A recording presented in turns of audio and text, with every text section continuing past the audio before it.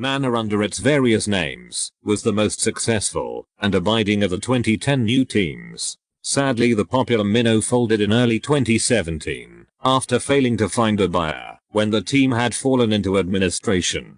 Many people have speculated what would have happened to Manor had they survived past the 2016 season, and so in today's video we will be looking at what if Manor made it to the 2017 season. Firstly, we will talk about the car. In January 2017, Manor revealed a wind tunnel model of the MRT-06. From information I have found on the internet, it seems that development of this car could have been halted as early as November 2016 due to Manor's financial problems. Manor could have developed this car for a further 2 to 3 months, so that the car would have been more aerodynamically complex by the time the real thing was launched. It is extremely difficult to work out how fast this car would have been in 2017, since there is no solid information of the car's pace. A Reddit user by the name of RobertTog13 back in 2017 claimed to work for Manor. He stated that at Albert Park they were predicting that the car would have set lap times of around 1:25. If this is true, then Manor could genuinely have made it to Q3 in Australia. Of course, there were many difficult to predict factors involved, such as the drivers and the tires. But even if the car was slightly slower than this, it seems that 2017 could have been Manor's most competitive season ever, and could have been their graduation from back markers to being a true midfield team. Moving on to the driver lineup next, and there were many drivers who could have driven for Manor.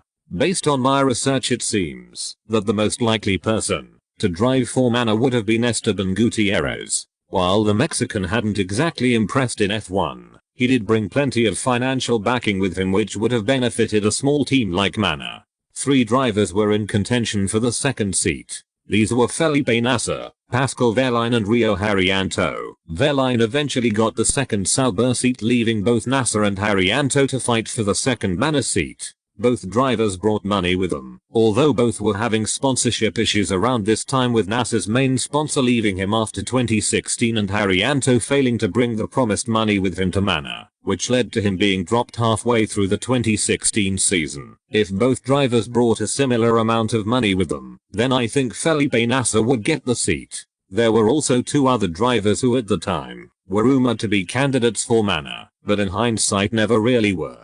The first is Jordan King, who in 2016 was Manor's development driver and was racing in GP2. To put it simply, Jordan King did not have enough super license points to compete in Formula 1, ruling him out of contention. The last driver was Pastor Maldonado. Late in 2016, Pastor had made it clear that he wanted to return to Formula 1 for the 2017 season, with many speculating that he would drive for Manor. However, the Venezuelan has since made it clear in interviews that Manor was never an option for him. Overall, most people believe that Manor's driver lineup in 2017 would have been Felipe Nasr and Esteban Gutierrez. So on to the 2017 season itself. How would Manor fare? Well, based on the information presented earlier in this video, it seems that Manor would have continued the upwards trajectory that the team had in 2016, maybe even becoming a true midfield team.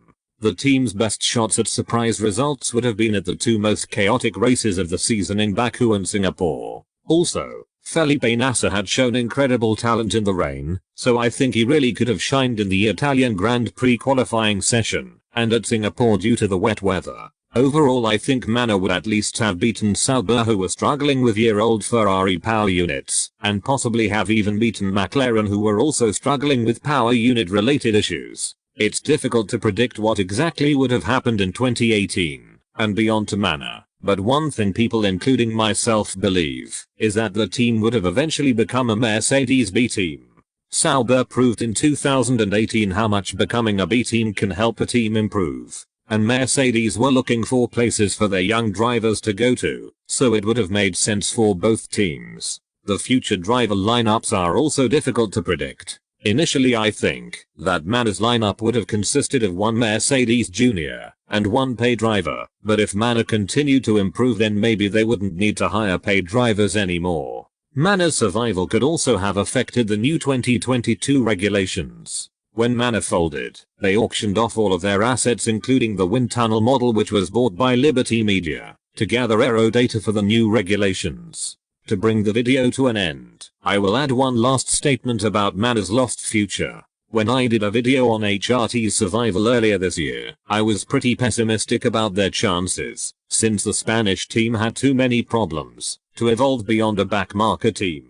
However, it is completely different with Manor. This is just my opinion, but I genuinely think that, if Manor was still around, then they would most likely be a Mercedes B team in the midfield that would be well respected for their success despite how much they struggled in their first few seasons. Of course there would still be plenty of hurdles for them, especially in 2020, but I still think they would have survived and kept improving over the years. Sadly, we'll never know for sure what they would have done. Maybe I'm right, maybe I'm wrong, and they would have gone in a completely different direction.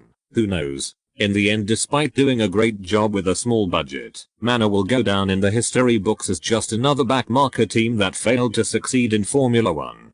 Hi guys, and thank you for watching. Don't forget to like and subscribe, and I will see you all again in the next video, if I make one.